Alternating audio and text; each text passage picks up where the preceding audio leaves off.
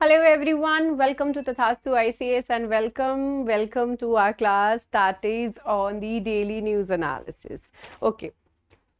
तो आज के डेली न्यूज़ एनालिसिस में ना बहुत सारी चीज़ें हैं एंड बहुत एलैबोरेट तरीके से हैं, तो जो बहुत ज़्यादा डिटेल मांगती है तो उन टॉपिक्स को हम लोग सेपरेट कवर करेंगे।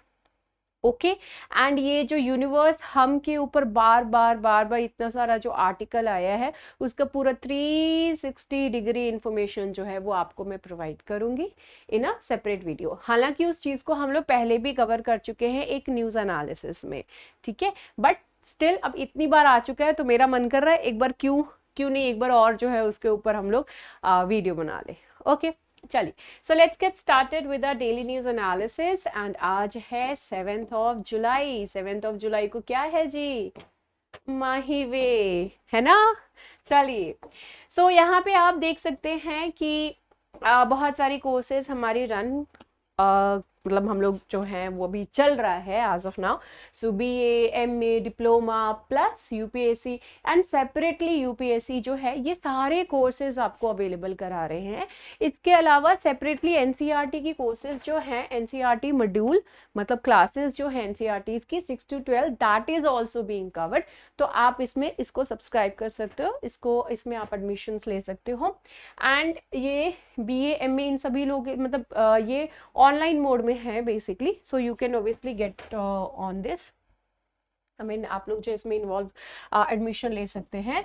Apart from that CSET paper 2 की जो बैच है that is also going to start on 12th of July, ठीक है, 12 जुलाई को स्टार्ट होंगे। खैर, इन सभी से रिलेटेड जो आपको इन्फॉर्मेशन है tathastuics.com पे मिल जाएंगे। ये यहाँ पे नंबर्स दिए हुए हैं, आप यहाँ पे कॉल कर सकते हैं एंड अपार्ट फ्रॉम दैट आप हमारा ये जो दिल्ली का एड्रेस है, ऑफिस है ये हमारा, आप यहाँ पे विजिट भी कर सकते हो। ओके चलो, let's get started with the very first topic and ये जो फर्स्ट टॉपिक है it is related to our health in general awareness के पर्पज से भी और हमारे GS पेपर 2 के मतलब उसके बेसिस पे भी। So an expert weighs in the challenge of antimicrobial resistance, that is AMR, and how to confront it effectively. Okay तो इसमें कह रहा है कि एंटी माइक्रोबियल रेजिस्टेंस के बारे में हम इस पर्टिकुलर टॉपिक में मतलब ये जो पूरा का पूरा हमारा आर्टिकल है उसमें हम कवर करेंगे। इंडियन एक्सप्रेस के ये एक्सप्लेन्ड पार्ट जो है उसमें इसको इन्वॉल्व किया गया है।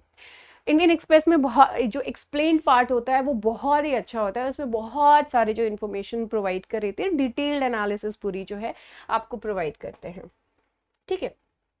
चलो अब ये देखते हैं हम लोग कि ये AMR से रिलेटेड सारी इंफॉर्मेशन कि ये एक्चुअली है क्या। देखिए, ये जो एंटी माइक्रोबियल रेजिस्टेंस है नाम से ही समझिए, ठीक है। इसमें क्या होता है कि जो आप बीमारियों को फिनिश ऑफ करने के लिए मेडिसिन ले रहे हैं तो जिन चीज़ों से बीमारी हो रही है, मैं एकदम इजी वर्डिंग्स में मैं आपको समझा रही हूँ, तो जिन चीज़ों की वजह से बेसिकली आपको जो है दिक्कतें हो रही हैं उनको फिनिश करने के लिए आपने मेडिसिन लिया, लेकिन वो जो बैक्टीरियल माइक्रोब्स जो हैं वो बेसिकली वो अपने आप को रेजिस्टेंट कर लेती हैं कि अगली बार अगर आप वही सेम मेडिसिन लेंगे तो कोई असर नहीं पड़ेगा।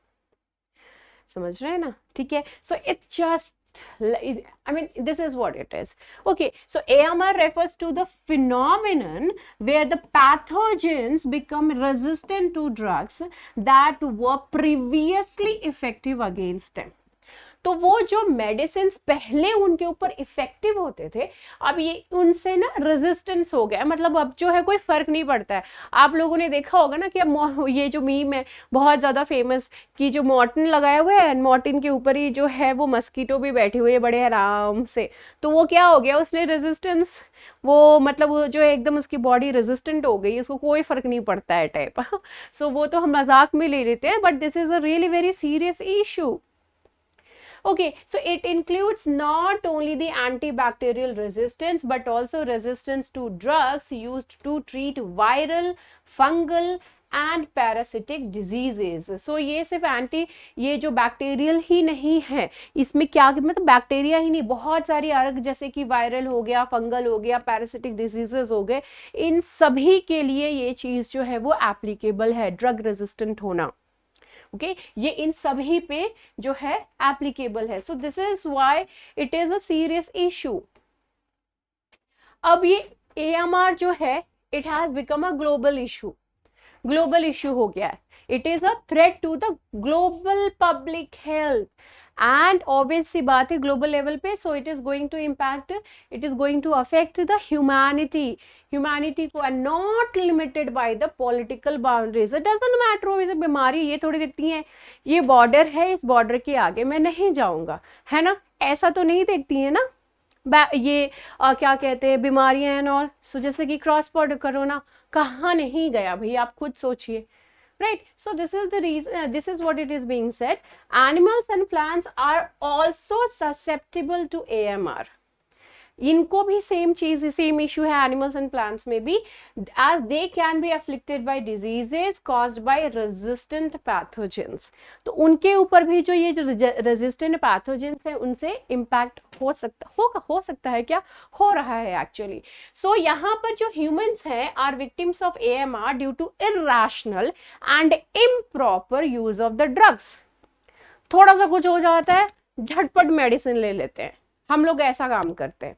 ओके सो यहाँ पे ये जो चीज है ना वो एक्चुअली दिक्कत क्रिएट करती है। आपको ना थोड़ा बॉडी को भी टाइम देना चाहिए जिससे कि आपकी बॉडी उस चीज को रिकवर कर सके अपने आप। जो वाइट ब्लड सेल्स क्यों है भाई, है ना, let them do their work. हर छोटा सा छींक आ गया मेडिसिन ले लिए, थोड़ी सी खांसी आ गई मेडिसिन ले लिए, थोड़ा सा कुछ हुआ मेडिसिन ले लिए। हर बात पे नहीं लेना चाहिए। और sometimes we should try the घर का जो एक होता नहीं है medicinal things, so you should have it no. Natural जो चीज़ें होती हैं उसको लेकर के अपने ऊपर जो मतलब उसको कंज्यूम करिए या फिर उसका यूज़ करिए। बट हर बात पे जो हम ये मेडिसिन ले लेते हैं, that is one of the reason जिसकी वजह से we are facing this kind of problem in the humans, right. So drugs, अब ये जो चीजें हैं सिर्फ यही नहीं कि हम जैसे तैसे मेडिसिन ले लेते हैं सिर्फ उन्हीं की वजह से है, but the another thing is that हम बहुत सारा जो पेस्टिसाइड्स, केमिकल्स एंड ऑल ये सारी चीजें प्लांट्स में हम फीड कर रहे हैं in order to get lot of productions, मतलब ढेर सारा चीज प्रोड्यूस करने के पर्पज से जो हम क्या करते हैं उसमें बहुत सारे केमिकल्स इस्तेमाल कर रहे हैं, तो उसकी वजह से भी ये चीजें हो रही हैं। Okay so as well as through food, water and the environment. Environment भी इसका बहुत बड़ा जो है एक फैक्टर है जिसकी वजह से ये चीजें जो हैं वो हो रही हैं। मैम वाटर कैसे, भैया वाटर में भी तो बहुत सारे केमिकल्स मिक्स होते हैं। अगर आप उसको क्लीन करके नहीं पियोगे, आप जो साफ पानी नहीं पियोगे, तो डेफिनेटली पोर्टेबल वाटर की अभी हमने कुछ टाइम पहले बात करी थी ना, तो पोर्टेबल वाटर जो मतलब एक अच्छा साफ पानी होता है पीने के लिए वो बहुत ज़रूरी है। अदरवाइज उसमें भी बहुत सारे जर्म्स, बहुत सारी जो गंदगी, केमिकल्स, वो सारी चीज़ें होती हैं जिससे कि हमारी बॉडी के लिए बहुत ही ज़्यादा दिक्कत वाला चीज़ है। ओके अब यहाँ पे ये जो फिगर है यहाँ पे आप बहुत आराम से देख सकते हैं, इसमें सारे कॉजेस को जो है बहुत अच्छे से दिया हुआ है। What are the causes? Over prescribing antibiotics. जितना एंटीबायोटिक्स खाना है वो समझ में आने लगे, over prescribing, so that is one reason. Patients not finishing their treatment, patients जो हैं वो अपनी ट्रीटमेंट फिनिश नहीं कर रहे हैं, और उसमें क्या होता है कि ड्रग्स जो मेडिसिन हैं वो काफ़ी हद तक कंट्रोल कर लिए एंड उन्होंने अपने प्रिस्क्रिप्शन, मतलब उनको लगा कि अब ठीक है करके उन्होंने, डॉक्टर ने जब कहा है कि इतने टाइम के लिए लीजिए, सपोज उन्होंने कहा कि 4 महीने लीजिए, आप 2 महीने लेकर के छोड़ दिए, सो वो जो मेडिसिन आपकी बॉडी पे वर्क करने वाली थी in order for you to recover from all that, तो अब क्या होगा कि क्या पता वो जो पैथोजेंस थे वो उस चीज से रेजिस्टेंट हो जाए, है ना, और वो थोड़ा और ज्यादा इम्पैक्टफुल तरीके से आपकी बॉडी पर अटैक करे, right. Next is the over use of antibiotics in the life stocks and that and fish farming. तो ये ओवर यूज होना यहाँ पे ताकि ज्यादा हो, राइट, तो उन सारी चीजों, फिर फाइनली हम उसको कंज्यूम कर रहे हैं, तो ऑब्वियसली बात है कि हमको इम्पैक्ट होना है उन चीजों से। poor infection control in hospitals and clinics, and lack of hygiene and poor sanitation.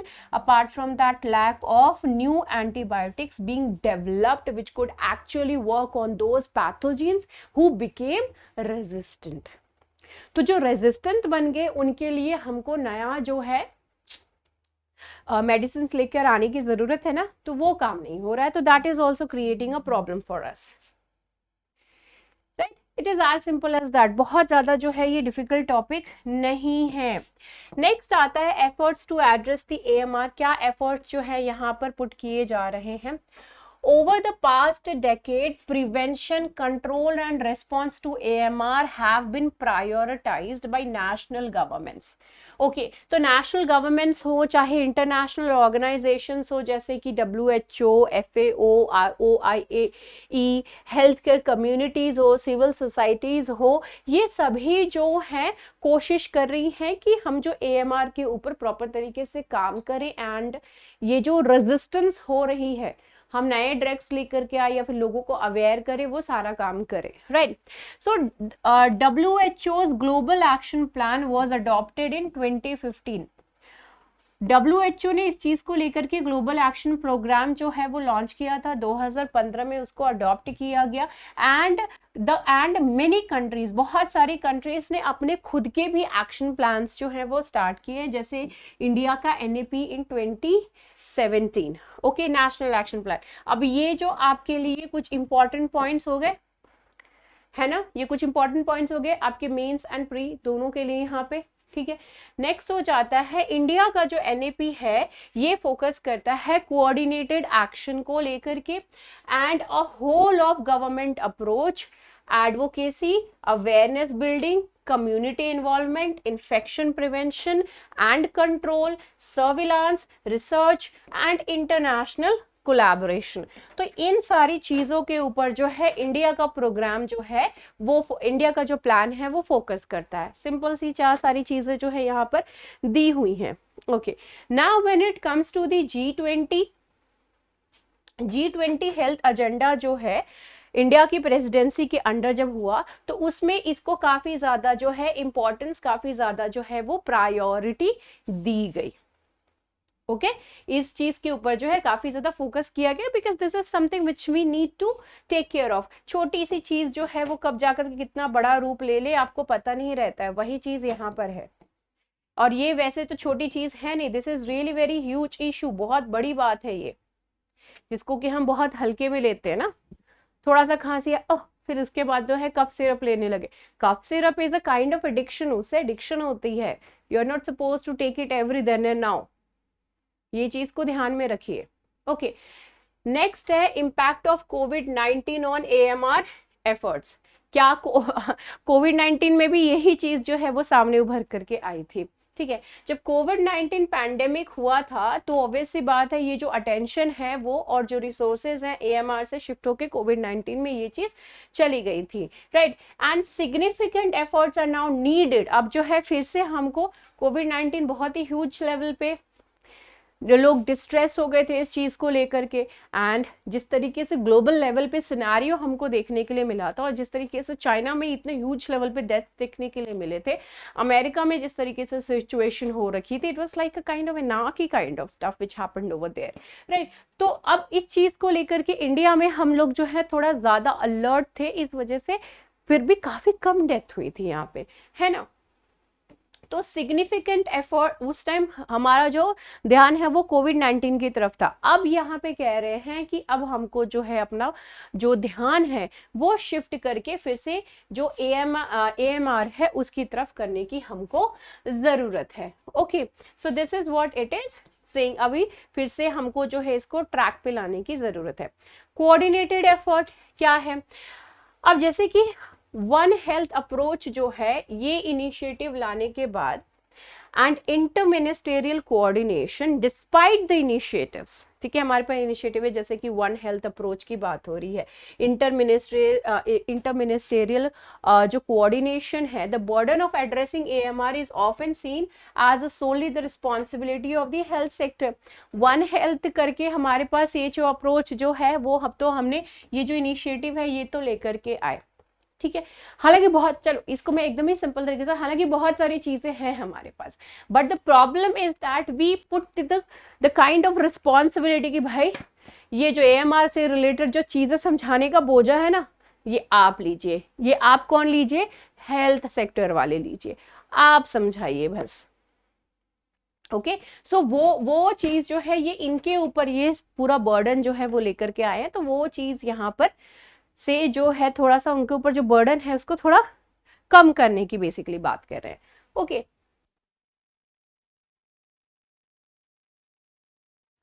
दूसरे सेक्टर्स जैसे कि फूड, ड्रिंकिंग वाटर, एनवायरनमेंट, इन सब के ऊपर भी हमको ध्यान देने की जरूरत है, क्योंकि फैल तो रहे ना, यही भी तो रिस्पॉन्सिबल है। So we need to take care of these also. And जहां से ये सारी चीजें सप्लाई हो रही है, जहां पे प्रोडक्शन हो रहा है, जहां पर एनवायरमेंट तो हर जगह है, तो क्लेनलीनेस एंड ऑल ये सारी चीजें मेंटेन करें, तो ये सभी जो है वो इंपॉर्टेंट है। तो ये सभी फैक्टर्स के ऊपर भी ध्यान देने की जरूरत है हमको। Okay, now unregulated access to antibiotics in animal husbandry, dairying and poultry sectors is a concern and requires prompt action to regulate and prevent the misuse. Okay, तो यहाँ पे क्या कह रहा है कि animal husbandry, dairying, poultry sector, ये यहाँ पर भी जो है हमको प्रॉम्प्टली एक्ट करने की जरूरत है। इनके ऊपर जो है हमको काम करने की बहुत ही ज्यादा जरूरत है, क्योंकि these are also the sources from where the because of which the AMR is happening, है ना, इस वजह से। ओके, हमारा सारा टॉपिक जो इतना एलैबोरेट तरीके से होता है, सारे ही सब हेडिंग्स के अंडर होती हैं, so that you can also understand from the sub heading only कि क्या होगा इसके अंडर। ठीक है, रोल ऑफ एनवायरनमेंट, अब एनवायरनमेंट यहाँ पे क्रूशियल रोल तो प्ले कर ही रहा है एएमआर को स्प्रेड होने में, जिसमें कि एक अनट्रीटेड वेस्ट वाटर आ गया। ठीक है, ऑब्वियसली बात है, हमने क्लेनलीनेस की बात करी थी ना, यहाँ पे क्लेनलीनेस भी बहुत ज्यादा इंपॉर्टेंट फैक्टर है इस चीज को लेकर के। हियर यू कैन सी, ठीक है, lack of hygiene and poor sanitation, poor infection control in hospitals and the clinics। ठीक है, तो क्लेनलीनेस की यहाँ पे बात कर रहे हैं, तो साफ सफाई जो रखना, ये this is really very important. ऐसे भी नेचुरली भी, ऐसे भी कहते हैं ना कि आप चाहते हैं अगर घर में बरकत हो, अच्छी से चीजें हो, तो क्या करने की जरूरत है आपको? आपको साफ सफाई करके घर में रखने की जरूरत है ना, क्लीनलीनेस रखे, एकदम मतलब क्लीनलीनेस रखे, सारी चीजें साफ सुथरी रखे, सब चीजें जो है जगह पे रखे, तभी तो लक्ष्मी आएगी, है ना। और ये भी तो सोचिए कि कितने अच्छे से जो है हमारे जो एंसेस्टर्स थे इस चीज को रिलेट कर दिए। तो इट्स लाइक कि आप जो है अच्छे से सारी चीजें रखेंगे तो लक्ष्मी भी आएगी। And healthy Lakshmi is not only related to the money, it is also related to your good health as well, है ना। तो आपका हेल्थ भी मेंटेन रहेगा, तो वही चीज यहाँ पे कह रहे हैं, right? So untreated wastewater effluents, including those from the antibiotics manufacturing units and healthcare facilities, can contaminate the environment and contribute to the AMR propagation. ठीक है, मैंने तो आपको अभी समझाया कि लोअर आप अपने लेवल पे क्या चीजें कर सकती हैं, लेकिन अब जहाँ पे जो मैन्युफैक्चरिंग यूनिट्स हैं, जो इतने बड़े बड़े यूनिट्स हैं, जहाँ पर कि एंटीबायोटिक्स बन रहे हैं, जहाँ पर जो ये जो वेस्ट वाटर है डंप किया जा रहा है, उसको बिना ट्रीट किए ये सारी चीजें जो हो रही हैं, उसकी वजह से भी एएमआर जो है वो प्रॉब्लम क्रिएट हो रहा है। ठीक है, सैनिटेशन, सीवेज, वेस्ट ट्रीटमेंट, इन सभी के लिए हमको प्रॉपर ये जो वेस्ट ट्रीटमेंट इंफ्रास्ट्रक्चर है, इन सभी को भी हमको देखने की जरूरत है, क्योंकि सारा जो है किसका पार्ट है? एनवायरमेंट का पार्ट है ना। इस वजह से the pharmaceutical industry should also adopt sustainable manufacturing practices to minimise the environmental impact. Okay, हमको ये सारा काम करने की जरूरत है। ये जो फार्मास्यूटिकल इंडस्ट्री है, इसको भी सस्टेनेबल मैन्युफैक्चरिंग अडॉप्ट करना चाहिए, ताकि हम जो है अपने एनवायरमेंट पे जो इम्पैक्ट हो रही हैं उन सारी चीजों की वजह से उसको कंट्रोल में ला सके। अब यहाँ पे स्टेट गवर्नमेंट और जो लोकल बॉडीज हैं, इनकी इंपॉर्टेंस की बात करते हैं। ओके, ये कितना इंपॉर्टेंट रोल प्ले करती है? ऑब्वियस सी बात है कि इनका बहुत बहुत बहुत जो है महत्वपूर्ण रोल होता है, right. So what they can do, state governments बहुत ही इंपॉर्टेंट रोल प्ले करती है in order to play the AMR containment measures, ठीक है, इन इम्प्लीमेंटिंग दीज मेजर्स, जैसे कि हॉस्पिटल इन्फेक्शन कंट्रोल, वहाँ चीज़ पे ध्यान देना कि हॉस्पिटल में जो है साफ सफाई मेंटेन हो रही है, regulation of pharmacies, treatment of sewage and pharmaceutical affluence, adoption of standard treatment protocols and AMR surveillance, ये सारी चीजें। नेक्स्ट है एक्टिव इन्वॉल्वमेंट। यहाँ पर जो है active involvement from the state government part is very much important, it is very much essential. अगर आप चाहते हो कि ये जो AMR का जो सीन हो रखा है, ठीक है, ये जो रेजिस्टेंसी जो है लोगों में, अब आप खुद सोचिए कि हेडेक, कितना बड़ा हेडेक होगा ये गवर्नमेंट के लिए, अगर जो गवर्नमेंट है वो इस चीज को सीरियसली नहीं लेती है तो, राइट। रेजिस्टेंसी होगी, नए ड्रग्स जो हैं वो डेवलप नहीं हो रहे हैं, ठीक है, उसको नहीं प्रिपेयर किया जा रहा है, तो ऑब्वियस सी बात है कि लोगों की जो हेल्थ होगी वो डेटेरायोरेट होगी, खराब होती जाएगी। लोगों की हेल्थ ऐसे दिन प्रतिदिन इतने सारे लोगों की हेल्थ अगर खराब होती जाएगी तो this is very much obvious, this is very obvious what will happen, सारा बर्डन जो है वो सरकार के ऊपर आएगा, फिर उसके बाद सेंट्रल गवर्नमेंट के ऊपर आएगी, तो everyone will be in distress. So हम जो है इस लेवल से उस लेवल पे पहुंचे डिस्ट्रेस की, तो इससे बेटर है ना कि हम यहीं पे ही फिनिश कर दे। तो वही पॉइंट यहाँ पर रेज करी जा रही है कि स्टेट गवर्नमेंट का रोल जो है यहाँ पे बहुत ज्यादा इंपॉर्टेंट हो जाता है। They need to work very seriously in this. Now, AMR imposes a significant economic burden on individuals, families, and society as a whole. ठीक है, तो AMR जो है वो अच्छा, अभी मैं बताई ना जैसे कि अच्छा खासा जो है वो बर्डन करेगी, तो बर्डन इन द सेंस क्या, ऑब्वियस सी बात है, इतने सारे लोग जो हैं उनकी डेथ होगी, तो हमको उस चीज को प्रिवेंट करने के लिए ढेर सारा पैसा लगाना होगा। अगर आप पहले ही क्योर कर लेते हो, सपोज थोड़ी सी खांसी आई, आपने उसको उसी टाइम अपने नेचुरल तरीके से आपने अगर कंट्रोल कर लिया तो इट्स गुड। अदरवाइज अगर वो ज्यादा हो गई तो you have to go and buy medicine, जो कि ना जाने हो सकता है कि वो ठीक ठाक रेट का भी दे या फिर हो सकता है कि बहुत कॉस्टली भी दे, ऐसा भी हो सकता है ना। हाँ, तो इस वही चीज कह रहा है कि इकोनॉमिक बर्डन जो है वो इंडिविजुअल्स पे, फैमिलीज पे, सोसाइटी पे, इन सभी पे जो है वो पड़ेगी, एंड अल्टीमेटली तो सरकार के मत्थे पड़नी है। तो उस चीज को हमको रोकने के लिए एक इमीडिएट अप्रोच लेने की बहुत ज्यादा जरूरत है, and this can be done through effective measures and which can actually save the resources, like reducing morbidity, mortality, loss of productivity, wasteful expenditure on the ineffective medicines. Okay, next comes the investments in the AMR programs. ठीक है, अब यहाँ पे AMR programs में जो है investment करना, it's not only a necessity but it is good for the economics also. Okay, so this is what all these things have been taught in this thing. ठीक है, सोशल मीडिया प्लेटफॉर्म्स जो है इसका इस्तेमाल किया जा सकता है, इसको इस्तेमाल किया कर सकते हैं, इसको हम एक्चुअली यूज कर सकते हैं in order to raise the awareness, in order to promote the rational and correct use of the antimicrobials. ठीक है, इंसान हम जो एक तरीके से कंप्लीट जो एक कहते हैं ना 360 डिग्री पूरा कवरेज करना, और यू कैन से कि एक कंप्लीट पिक्चर क्लियर करने के लिए कि AMR की शुरुआत कैसे होती है, क्या इश्यूज होंगे, फिर क्या होंगे, फिर क्या होंगे, फिर क्या होंगे, अल्टीमेटली अगर नहीं आप ध्यान देंगे तो आपके साथ क्या होगा, ये सारी चीजें आप जो है अवेयरनेस क्रिएट कर सकते हो सोशल मीडिया प्लेटफॉर्म्स के through. There are lot many, अभी तो थ्रेड्स भी आ गया ना नया। Okay, so that is what this is how you can actually do this thing. Next आता है internationalization of rupee, why and what are the benefits. ठीक है, यहाँ पे ये चीज आ गई, ये आ रही है हमारा पैसे से रिलेटेड है, तो ऑब्वियस सी बात है पैसे से रिलेटेड है तो किस चीज में होगा, so this will be in the economy.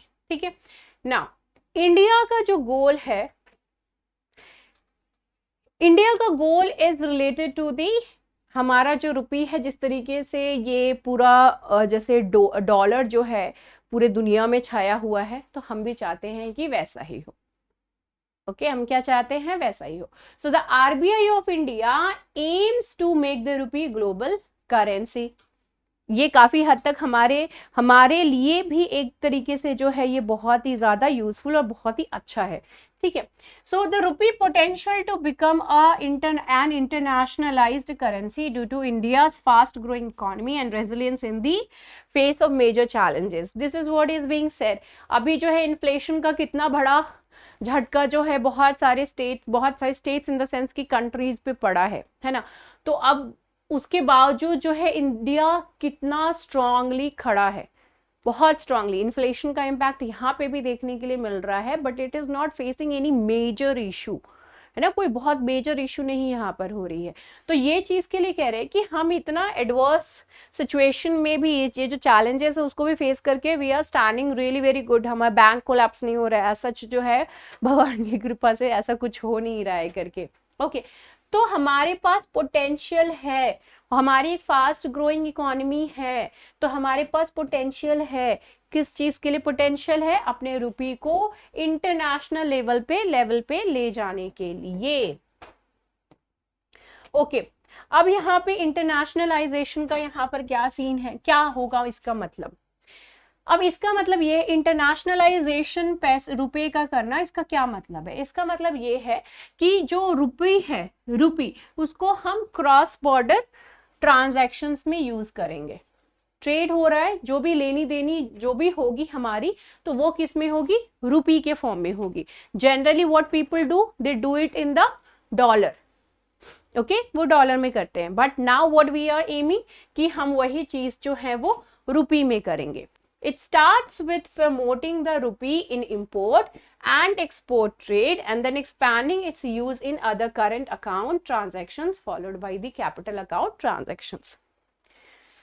What I said, the same thing, थोड़ा टेक्निकल तरीके से यहाँ पर जो है इसको लिखा है। Just a minute.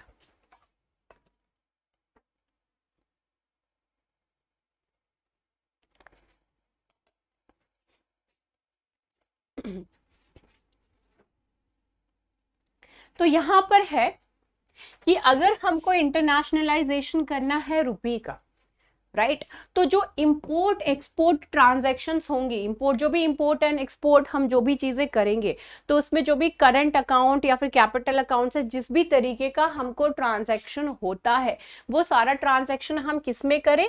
रुपये में करें, ठीक है, हम अपनी करेंसी में करें, तब हम इस चीज को जो है वो बढ़ावा दे सकते हैं।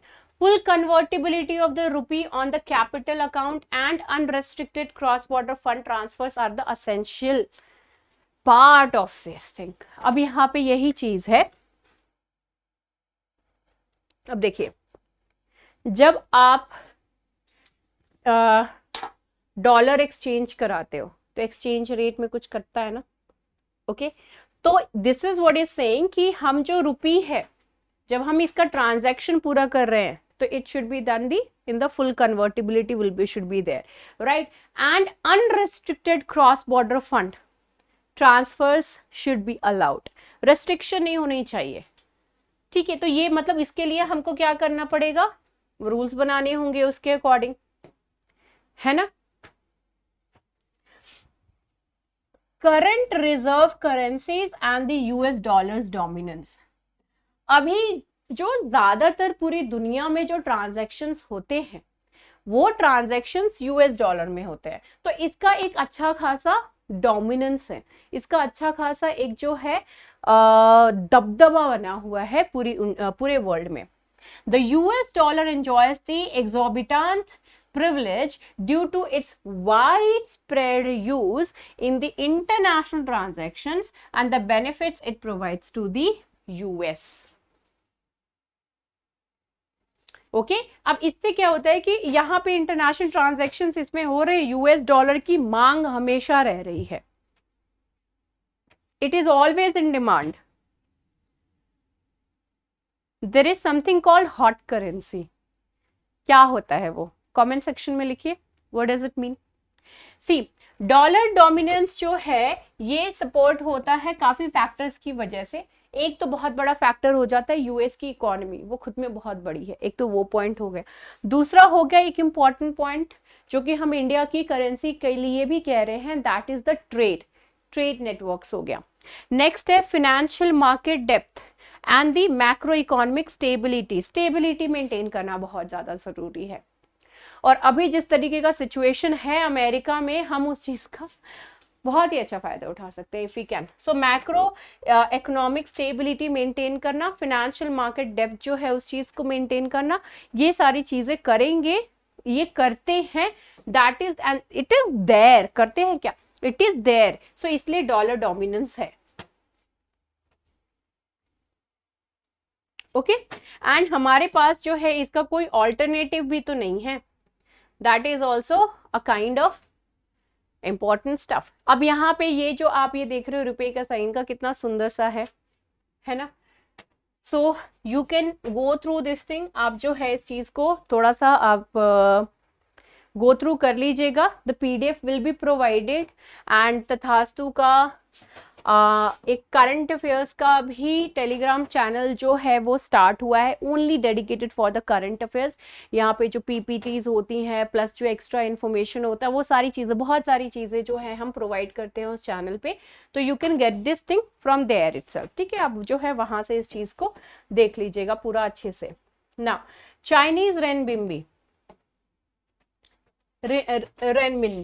चाइना जो है वो काफी ज्यादा कोशिश करती रहती है in order to increase the demand of its currency renminbi, ठीक है। उस चीज के लिए लास्ट टाइम एक एडिटोरियल में we had discuss this thing ना, कि चाइना किस तरीके से अफ्रीका में अपना प्रेजेंस बनाता है, उसके बाद जो ट्रेड का ट्रांजैक्शन है that it is actually trying and they are doing also कि उन्हीं का जो करेंसी है उसी में ही हो,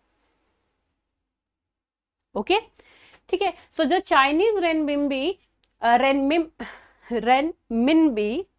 has the potential to challenge the US dollar's dominance, ये इसके में पोटेंशियल है, but its ability to rival the US dollar depends on the future policies। अब ये जो है, ठीक है, चाइना जो है यूएस डॉलर को एक तरीके से, चाइना की करेंसी जो है वो टक्कर दे सकती है, बट अब फ्यूचर पॉलिसीज किस तरीके की चाइना और यूएस में होती है वो काफी ज्यादा इंपैक्टफुल करेगी। अब जितना ज्यादा डिसबैलेंस्ड रहेगा यूएस, उतना ज्यादा फायदा जो है वो चाइना को मिलता रहेगा, उतना बेनिफिट जो है वो चाइना को मिलता रहेगा। As well as the resilience, integrity, transparency, openness and stability of the Chinese economy also is are basically the factors responsible over here. अब वही चीज है कि अब चाइना जो है वो थोड़ा क्लोज्ड टाइप रहता है, दे आर लाइक कि आप सब चीज ले लो हमसे लेकिन हम आपकी जो चीजें हैं वो नहीं लेंगे टाइप।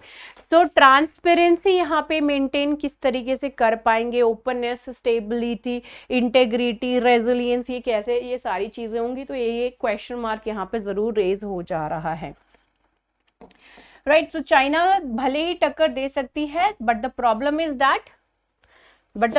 इज दैट कि यहाँ पे जो है, एक जस्ट अ मिनट, राइट। तो लेकिन यहाँ पे दिक्कत ये है कि चाइना में भी प्रॉब्लम है, चाइना में भी खुद के बहुत सारे प्रॉब्लम है, इसलिए ऑल्टरनेटिव आना यहाँ पे थोड़ी दिक्कत वाली चीज है। Now the need for alternatives, US dollar जो है ये बहुत ज्यादा डोमिनेटेड है, डोमिनेट इसलिए कर रहा है because it is not having any alternative, this is also one of the main reason. अब यहाँ पे जो टक्कर दे सकते हैं that could be that of the China and the Russia. The recent economic sanctions of the Russia have made many countries cautious about the relying solely on the US dollar।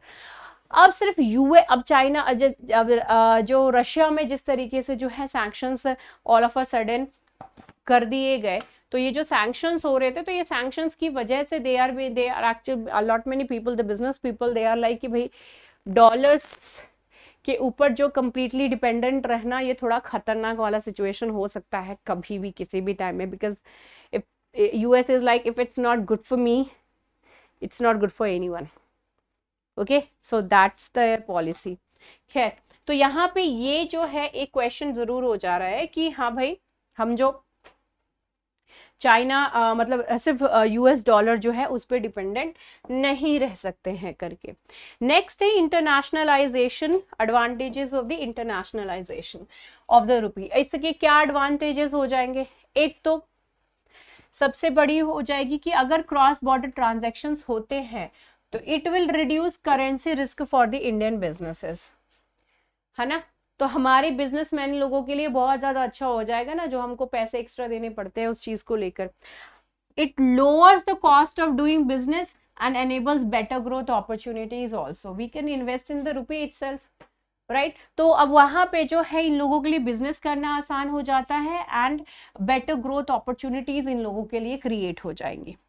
Reducing dependence on the foreign currency reserves. So हमको जो एक reserve maintain करके रखना पड़ता है वो चीज के लिए हमको डिपेंडेंसी जो है वो कम हो जाएगी, क्योंकि हमारा खुद का रुपए इतना ज्यादा जो डिमांड में है। So why do we care about others, right. तो यहाँ पे जो है डिपेंडेंसी हम लोगों को बेसिकली कम करनी पड़े, डिपेंडेंसी कम रहेगी एक for exchange purpose and all. हम जो है तो इसलिए फॉरेन करेंसी के ऊपर डिपेंडेंसी कम हो जाएगी। फॉरेन करेंसी रिजर्व्स जो एक मेंटेन करने की बात जो होती है वो हमको दिक्कत नहीं क्रिएट करेगी, और अगर उससे दिक्कत क्रिएट नहीं होगा तो ऑब्वियस सी बात है कि क्या होगा, हमको शॉक नहीं लगेगा, ठीक है। तो एक्सटर्नल शॉक्स नहीं होंगे, we won't be actually vulnerable to this thing कि अगर डॉलर का भाव मतलब बेसिकली अगर यूएस में कोई चीज हुआ तो उसका एक इम्पैक्ट जो है यहाँ पे हमको नहीं देखने के लिए मिलेगा, या फिर बहुत ही कम लेवल पे देखने के लिए मिलेगा। International use of the rupee enhances India's global stature and improves the bargaining power of the Indian businesses also की, ठीक है, हम इतने 1000 करोड़ रुपए में आपकी तरफ जो है इन्वेस्टमेंट कर रहे हैं, ठीक है। तो एक तरीके से हमारे लिए जो है ग्लोबल लेवल पे हमारा स्टैचर जो है वो काफी ज्यादा अच्छा भी हो जाएगा, एंड उसके अलावा जो है हम लोगों के बिजनेस जो है इंडियन बिजनेस उनके लिए भी बार्गेनिंग करना आसान रहेगा, that we are investing this much in your country and all, right. Short term measures क्या हो सकते हैं? शॉर्ट टर्म मेजर्स में ये कहा गया कि ट्रेड अरेंजमेंट करिए, ओपनिंग रुपी अकाउंट ओपन करिए नॉन रेजिडेंट्स के लिए, इंटीग्रेट पेमेंट सिस्टम्स को इंटीग्रेट करिए अदर कंट्रीज के साथ, and strengthening the rupee market also. ये सारा काम हमको करना पड़ेगा। तो इस चीज को समझने के लिए आपको तो पहले जानना पड़ेगा कि इंडस वाटर ट्रीटी जो है ये एक्चुअली में है क्या, ठीक है। सो ये जो इंडस वाटर ट्रीटी है, ये इंडस वाटर जो सिंधु रिवर है, इंडस रिवर है, उसके डिस्ट्रीब्यूशन से रिलेटेड है। एंड ये जो वाटर डिस्ट्रीब्यूशन ट्रीटी है इसको किसने करवाया था? वर्ल्ड बैंक ने इंडिया एंड पाकिस्तान के बीच में, ओके। ये हमारा यहाँ पे प्रीलिम्स के पर्सपेक्टिव से ये जो वर्ल्ड बैंक नेम है ना ये बहुत इंपॉर्टेंट हो गया, ठीक है, ये पॉइंट हो गया। नाउ इसमें जो है रिवर्स को डिवाइड किया गया।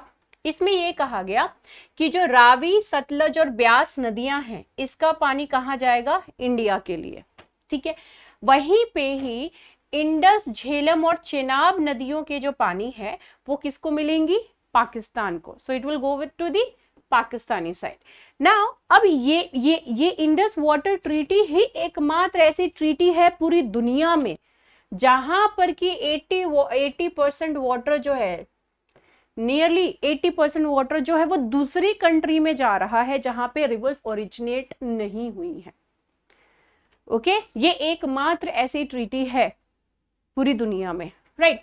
Now the treaty imposes certain rights and obligations also. Treaty में जो कुछ हक भी दिए हैं, कुछ ऑब्लिगेशंस भी दिए गए हैं, ये दोनों ही कंट्रीज के ऊपर इन चीजों को जो है वो इम्पोज किया गया है, ठीक है। तो यहाँ पर जो है आप रिवर देख सकते हो, सिंधु घाटी, ओके। सो मैं जो है एक रफली बना दे रही हूँ, ठीक है। सो यहाँ पे सतलज है, रावी है, चिनाब है, this is the Jhelum, okay, and यहाँ पे जो ब्यास भी है, राइट। सो ये सारी नदियां हैं किसकी? ट्रिब्यूटरीज हैं किसकी? इसकी क्या नाम कहते हैं? इंडस रिवर की है, ठीक है। अब यहाँ पे जो ईस्टर्न रिवर्स हैं 11 cubic kilometre Sutlej, Beas and Ravi, ये ईस्टर्न है, और जो वेस्टर्न रिवर्स है इंडस, झेलम एंड, ये सतलज, ब्यास एंड रवि इंडिया की हो गई, इंडस, झेलम एंड चेनाब जो है ये पाकिस्तान की हो गई। यहाँ पे 232 क्यूबिक किलोमीटर्स जो है ये बेसिकली इसका साइज है। तो यहाँ पे आप देख सकते हो कि अच्छा खासा जो है वो किसको मिल रहा है, पाकिस्तान को मिल रहा है। ठीक है, यहाँ पे पाकिस्तान के पास जो है वो ज्यादा जा रहा है। ओके, तो यहाँ पे और भी थोड़ी जो पॉइंट्स है वो यहाँ पे बहुत ही अच्छे से दिए हुए हैं, राइट। अब यहाँ पे जो है पाकिस्तान के लिए ट्रीटी एक तरीके से इतनी ज़्यादा इंपॉर्टेंट क्यों हो जाती है, this is quite vital, this is really very important for Pakistan. ठीक है, अब ये इसमें जो है अगर हम सिंधु का पानी ना दे, इंडस रिवर का वाटर अगर ना दे, इसका ना दे करके, तो यहाँ पे जो है बहुत ही दिक्कतें क्रिएट हो जाएंगी, right. So the water of the Indus system flowing into the Pakistan helps irrigate 110,000 square kilometres and supports its agriculture belt in the Punjab and the Sindh region. यहाँ पे पंजाब एंड सिंध रीजन जो है पाकिस्तान का, वहां पे एग्रीकल्चर ही नहीं होगा, क्योंकि यहाँ पे सिंधु के जो पानी जा रहे हैं और जिसके ट्रिब्यूटरीज के जो वाटर वहां पे मिल रहे हैं, उसकी वजह से वहां पर पूरा इरिगेशन का प्रोसेस जो है वो चल रहा है। अदरवाइज कब तक पानी खोद करके निकालेंगे, सूखा पड़ जाना है, राइट। तो यहाँ पे इसीलिए इनके लिए जो है ये बहुत ही ज्यादा इंपॉर्टेंट हो जाता है पाकिस्तान के पर्सपेक्टिव से, अगर हम इस चीज को देखें तो। ओके, क्या राइट्स एंड ऑब्लिगेशंस दिया गया है यहाँ पे जो है, जो वेस्टर्न रिवर्स हैं जो कि इंडस, झेलम एंड चिनाब है, इंडिया को ये ऑब्लाइज करना होगा कि वो पाकिस्तान में उनका जाने दे, विथ सम एक्सेप्शंस। एक्सेप्शंस क्या है, फॉर कंजम्पटिव यूज, आप कंजम्पशन के पर्पज से जो ऑब्वियसली बात है पानी का इस्तेमाल कर सकते हो, लेकिन मैक्सिमम वाटर जो है you are suppose to let it go. Okay, Pakistan को अप्रोक्सीमेटली 80% ऑफ वाटर मिलता है, लेकिन इंडिया को कितना, लगभग 19.48% ही वाटर मिलता है। सो ये अपने आप में ही कितना सही है ट्रीटी, आप समझ सकते हैं। इंडिया को अलाउ किया गया है स्टोरेज फैसिलिटीज के पर्पस से वेस्टर्न रिवर्स पे आप डैम्स जो हैं वो बेसिकली बना, स्टोरेज कैसे करेंगे, ऑब्वियसली बात है डैम से होगा, है ना, तो वो चीज। So India is allowed to construct storage facilities on the western rivers which was suppose the water of which is suppose to go to the Pakistan up to 3.6 million acre feet, but it has not utilized this provisions yet. India ने इस provision का कभी भी इस्तेमाल नहीं किया था, but इसका मतलब ये नहीं है कि नहीं किया था तो India is not willing to do and will not be doing anything like this, ठीक है। हालांकि ये चीज अलाउ किया गया है। Indus Water Treaty permits the run of the river projects, but India must provide Pakistan with prior notification and design information for any of the new project.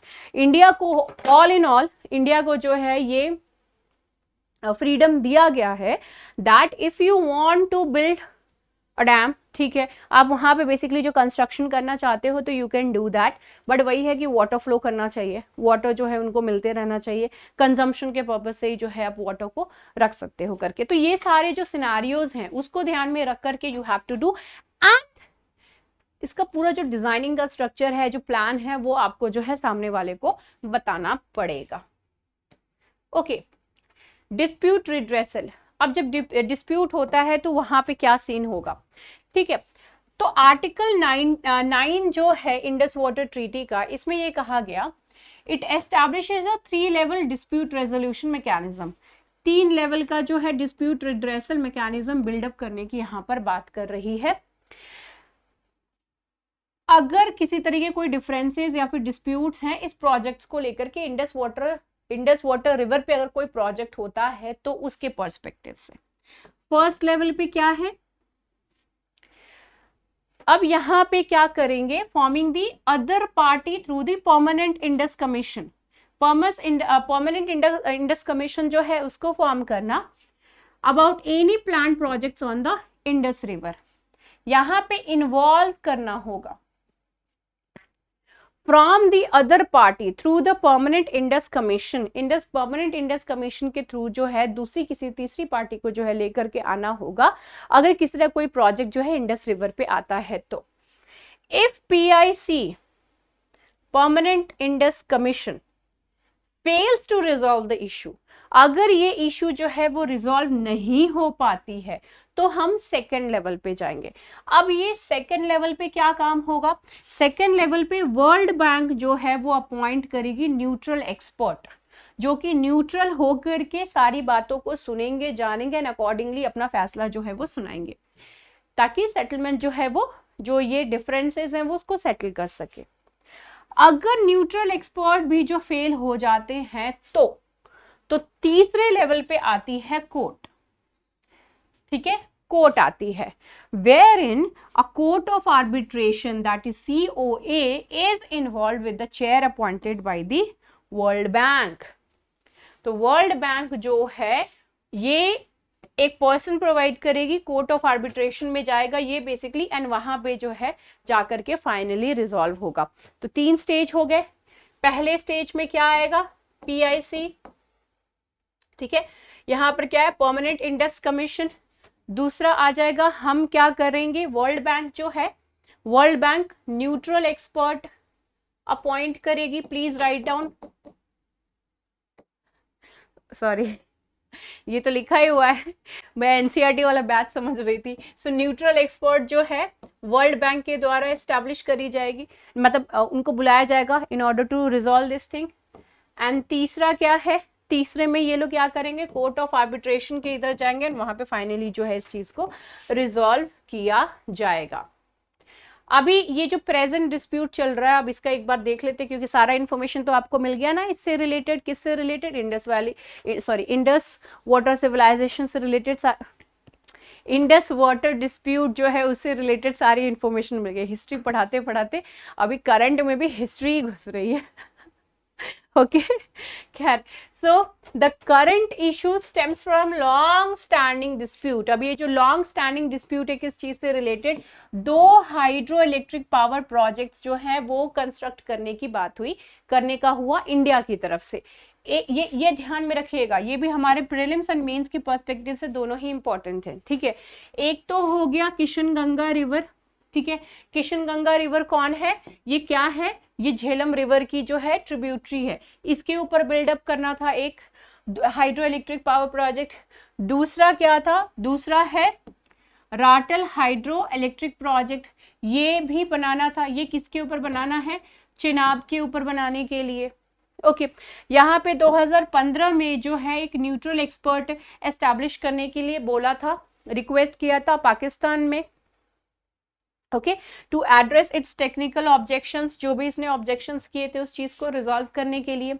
2016 में Pakistan unilaterally withdrew. अब यहाँ पे एक्सपर्ट को बुलाया, उसके बाद जो इसने कहा कि नहीं भैया नहीं चाहिए हमको आपका जवाब, ठीक है। तो इसने जो है रिक्वेस्ट किया neutral expert and propose taking the matter to that of the court of arbitration. इनको वहां पे लगा होगा कि अब तो हम हार रहे हैं, तो ऑब्वियसली बात है, what we are suppose to do, छड्डो परे, यहां से हम दूसरी जगह चलते हैं। तो कहाँ चले गए, कोर्ट ऑफ आर्बिट्रेशन में चले गए, ठीक है, यहां पे गए। अब इंडिया ने क्या किया, न्यूट्रल एक्सपर्ट को अपॉइंट करने की बात करी, okay, considering it an important part of the resolution process. क्योंकि ऑब्वियसली बात है, यहाँ पे क्या कर रहा है, पाकिस्तान बाईपास कर रहा है। 3 चीजें फॉलो करनी थी, PIC neutral expert by World Bank and then the COA that is the court of arbitration. यहाँ पे पाकिस्तान क्या कर रहा है, बाईपास कर रहा है इस चीज को। क्यों बाईपास कर रहे हो भैया, करने दो उनको, लेने तो दो, क्या वो जवाब कर दे, मतलब क्या जो है वो डिसीजन लेते हैं करके। World Bank paused the process. Separate requests had been made by both the countries and urged them to resolve this issue through the PIC. World bank ने कहा कि भाई पहले स्टेज पे तो जाओ, इनका ये वाला बात है, तो पहले स्टेज पे भी नहीं गए, पहले स्टेज पे जाओ, उसके बाद फिर दूसरे पे आएंगे करके। सो वर्ल्ड बैंक ने कहा कि अपने अपने प्रॉब्लम रिजॉल्व करो, सबसे पहले जो है पहले पे PIC पे जाओ, ठीक है ना। Actions on the neutral expert and the court of arbitration, अब दोनों के ही अपने अपने चल रहे हैं। वर्ल्ड बैंक ने डायरेक्ट किया था, Pakistan refuse to discuss the issue during the meetings of the permanent Indus commission. Pakistan ने यहाँ पे बोला कि मैं नहीं बात करूंगा, ठीक है, इसने ऐसे बोल दिया।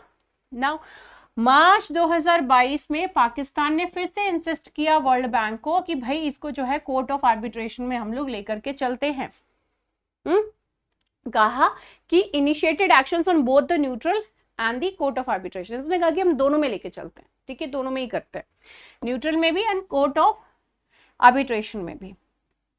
वर्ल्ड बैंक ने न्यूट्रल एक्सपर्ट अपॉइंट किया एंड कोर्ट ऑफ आर्बिट्रेशन जो है वहां पे भी प्रोसेस स्टार्ट किया, मतलब दोनों ही जगह पे जो है कंकरेंटली दोनों पे ही जो है एक साथ जो है वो काम हुआ। इंडिया ने यहाँ पे सीओए जो है कोर्ट ऑफ आर्बिट्रेशन, उसके लिए अगेंस्ट में खड़ा हुआ कि भाई आपने जो वहां पे रूल्स एंड रेगुलेशंस बनाए उसके हिसाब से अगर जाए तो ये सारी की सारी चीजें क्या हो रही हैं, गलत तरीके से आप सॉल्व कर रहे हो। पहले पीआईसी, फिर उसके बाद जो है ये हमारे न्यूट्रल एक्सपर्ट्स होने थे, फिर सीओए होना था, तो आप ये एक साथ ये अलग से फंडा कैसे ले आए हो। ओके, सो पाकिस्तान जो चाह रही है वही चीजें जो है यहाँ पर हो रही थी, तो पाकिस्तान इंडिया का यहाँ पर ऑब्जेक्शन करना was very much obvious and very much right also. Okay, so India has not exercised its right under the treaty to appoint 2 arbitrators to COA and has not attended the court's proceedings। अब यहाँ पे India जो है एकदम ही against खड़े होगा कि ये क्या कर रहे हो, हम नहीं कोर्ट के प्रोसीडिंग्स जो है वो अटेंड करने वाले हैं, सो दे स्टेड अवे। अब यहाँ पे जो है कोर्ट ऑफ आर्बिट्रेशन का इनका क्या आया, ठीक है, sorry, permanent court of arbitration जो आर्बिट्रेशन है यहाँ से क्या आया। पीसीए जो है ये एक इंटर गवर्नमेंटल ऑर्गेनाइजेशन है, कहां पे, हेग में, and it ruled on the objections raised by the India. यहां पे ये जो कोर्ट ने क्या किया, पूरी तरीके से रिजेक्ट कर दिया इंडिया के द्वारा जो ऑब्जेक्शंस रेज करे जा रहे थे, एंड उन्होंने कहा it is competent to consider and determine the disputes outlined in the Pakistan's request for the arbitration and the decision of the PCA is unanimous binding on both the parties, not single, not subject to appeal. ठीक है, अब यहाँ पे जो है India के लिए झटके वाली चीज हो गई, ठीक है, दे सेड दैट कि it is competent to consider and determine the disputes. अब ये जो पाकिस्तान जो चीज कह रहा है, जो रिक्वेस्ट कर रहा है, उस चीज के ऊपर हमको जो है जो रिक्वेस्ट कर रही है उसको कंसीडर करना जरूरी है एंड उस पे जो है हमको बात करना जरूरी है। आप इसमें कॉम्पिटेंट तरीके से, मतलब आप जो है बढ़ चढ़ के हिस्सा लीजिए, इनका कहने का मतलब यहाँ पर ये हो रहा है। अब इंडिया ने क्या किया, इन ये जो न्यूट्रल एक्सपर्ट है इसकी प्रोसीडिंग्स में इसने पार्टिसिपेट किया, क्योंकि दोनों पे बाइंडिंग है, you can not go against it, right. So ये इनकी जो प्रोसीडिंग्स है, दोनों न्यूट्रल एक्सपर्ट की प्रोसीडिंग्स, वहां पे इसने पार्टिसिपेट किया, which are consistent with the provisions of the treaty. ठीक है, ट्रीटी के हिसाब से लास्ट जो मीटिंग थी वो हेग में हुई 2023 में एंड नेक्स्ट मीटिंग शेड्यूल हुई सितंबर में। India maintains that it cannot be compelled to recognize or participate in illegal and parallel proceedings that are not envisioned by the treaty।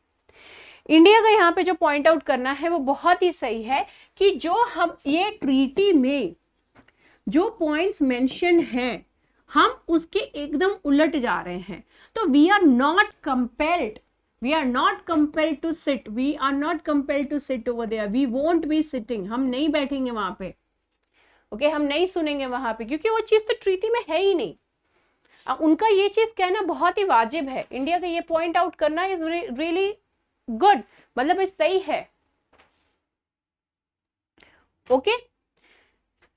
And this is also being said, India said that it is the Indus Water Treaty is basically the one-sided affair, क्योंकि इसमें basically क्या हो रहा है, इसमें क्या हो रहा है, इसमें हो रहा है पाकिस्तान को फायदा एंड इंडिया को नुकसान। ओके, चलो, now the next and the last topic, that is the problem of manual scavenging eliminated claims, okay, claims the Union Social Justice Ministry panel, this is what is being said। चलो, manual scavenging जो है, as you can see this is something which is being done since a really very long time and this is not right, क्योंकि ये bear hand से भी तो करते हैं, वो भी एक बहुत बड़ा इशू है. खैर, so manual scavenging involves the manual disposal of human excreta and cleaning of sewers, gutters and septic tanks. यहाँ पे मैनुअल स्कैवेंजिंग क्या है? मैनुअल जो ह्यूमन एक्सक्रीटा है उसको डिस्पोज करना, उसको हटाना. इसके अलावा क्या है? सीवियर्स को क्लीन करना, गटर्स को क्लीन करना, सेप्टिक टैंक्स को क्लीन करना, which you can see over here, right. ये सारी चीजें करनी होती हैं. इसमें ministry of social justice and empowerment claims the elimination of manual scavenging under the स्वच्छ भारत अभियान. So स्वच्छ भारत अभियान के अंतर्गत जो है मैनुअल स्कैवेंजिंग को एलिमिनेट करने के लिए ministry of social justice and empowerment जो है वो इस चीज को करने के लिए वो एकदम तत्पर है, that it should be done, right. So it claims that this will be done by the स्वच्छ भारत अभियान. So if everything is being kept clean, so obvious सी बात है this won't actually नहीं भी है, this shouldn't happen. इसमें एक बहुत बड़ा पर्सपेक्टिव यहाँ पर ये भी हो जाता है that ये this is quite prevalent among the lower caste and the Dalit communities which is not supposed to be done. And the same the untouchability फंडा जो है वो अभी भी continued हो रहा है. And ये manual scavenging में the people who are involved in this thing, who are doing this thing are the people from these castes.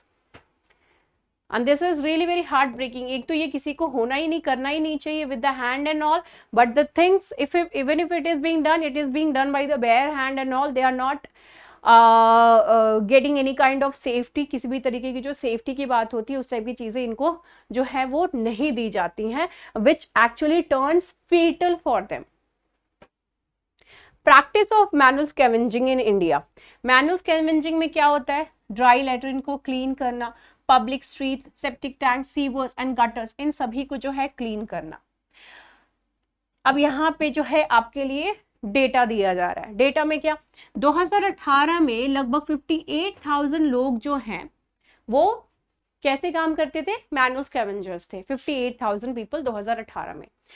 2022 में ये सामने आया कि 48 लोग जो हैं वो they come to death. Why? Because of the hazardous cleaning of the sewers. Sewers कितनी गंदे होते हैं, उसमें कितनी तरीके की चीजें होती हैं, तो वहां पे क्लीन करने में.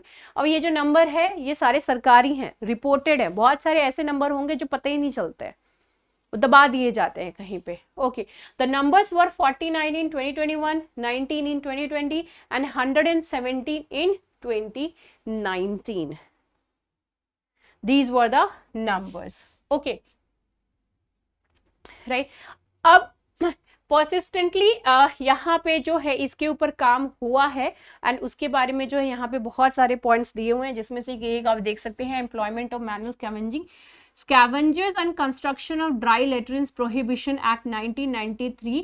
यहाँ पे जो ड्राई लेट्रिन्स को क्लीन करने की जो बात होती थी उस चीज को प्रोहिबिट किया गया. Okay, right. तो ये वाला एक्ट लेकर के Prohibition of employment as manual scavengers and their Rehabilitation Act 2012. It was passed by the Parliament in 2012. 2012 में ये पास कर दिया गया था कि manual scavengers as an employment को ही स्क्रैप कर देना है and उनके rehabilitation के लिए काम करना है. हालांकि वो करने के बाद भी क्या कुछ असर दिख रहा है ग्राउंड लेवल पे? तो नो.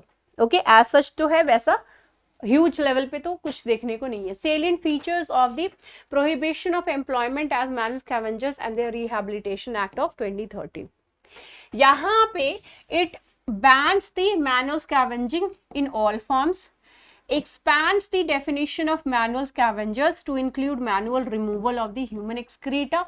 जो manually excreta, human excreta को जो clean करने की बात है उस चीज को ही completely जो है इसको हटाना.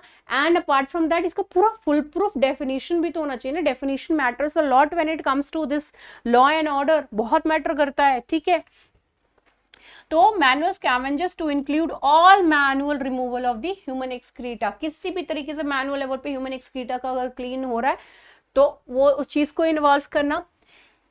रिहैबिलिटेशन जो है इस चीज के ऊपर काम करना। अब ये कैसे होगा, उनको ऑब्वियसली बात है कि दूसरे स्किल्स सिखाने की जरूरत पड़ेगी। So through training programmes, stipends and the scholarships for the children, so that they can also do better in their life. तो ये जो अच्छी जगह पे जाकर के पढ़ सके। Makes manual scavenging and offence punishable by the law and the non bailable bail नहीं मिलेगी भाई अगर आपने किसी से ऐसा करवाया तो, ठीक है। एंड इसको पनिशेबल बना दिया गया under the law. requires employers to provide protective tools to the workers whoever will be doing any kind of cleaning thing, ठीक है। तो वहां पे क्या करना है आपको, प्रोटेक्टिव गियर्स जो है वो चीजें प्रोवाइड करना रिक्वायर्ड रहेगा through the employers. Okay, that is also one of the reason. आप देखते होंगे जब भी एवरी दिन ना जब भी आप टीवी में या फिर कहीं पे, तो दे गो बेयर बॉडी, ऐसे ही कपड़े निकाल के they will be going inside clean करने के लिए। कीचड़ में पैर पड़ते हैं तो आप लोग किस तरीके से करते हो, just imagine their plight. Other efforts में हम क्या क्या चीजें जो है, ये टाइमलाइन देख लीजिएगा, ठीक है। This is also very interesting. Other efforts में क्या है, rehabilitation for manual scavengers scheme. इसमें ये जो स्कीम मैनुअल स्कैवेंजर्स के रिहैबिलिटेशन के लिए था, तो यहाँ पे क्या किया गया, अप्रोक्सीमेटली इन्होंने वन टाइम पेमेंट 40,000 की वन टाइम पेमेंट करी थी 58,000 जो आइडेंटिफाइड लोग थे उनको as a sewer workers. Skill training programs, तो 22,000 जो 22,000 सीवर वर्कर्स थे connected to the training programs. Out of these identified people, these many were the one who got the trainings. Next is the Namaste scheme. It aims to 100% mechanization of the sewer work including this rehabilitation of the manual scavengers. Okay, so these are the other things which are being done by the government, right? Next यहाँ पर आ जाता है concerns क्या है। Concerns तो एक तो सबसे बड़ा आ जाता है, कोई भी काम करने के लिए यू नीड मनी, राइट। तो 2023-24 में जो ये एलोकेशन की बात होती है तो वहां पे कोई फंड जो है वो रिहैबिलिटेशन स्कीम के लिए नहीं दिया गया, लेकिन 100 करोड़ रुपीस जो है वो नमस्ते स्कीम में डाले गए। ये स्कीम याद रखिएगा, दिस इज इंपॉर्टेंट। नेक्स्ट आता है इनसफिशिएंट ट्रेनिंग, ठीक है। स्किल नहीं, अभी जैसे मैंने अभी दिखाया 58,000 में से only 22,000 people they were provided, they were trained, right. So skill program, training programs जो है उसमें इनको इंक्लूड करना बहुत जरूरी है। Next is persistence of manual scavenging, ठीक है।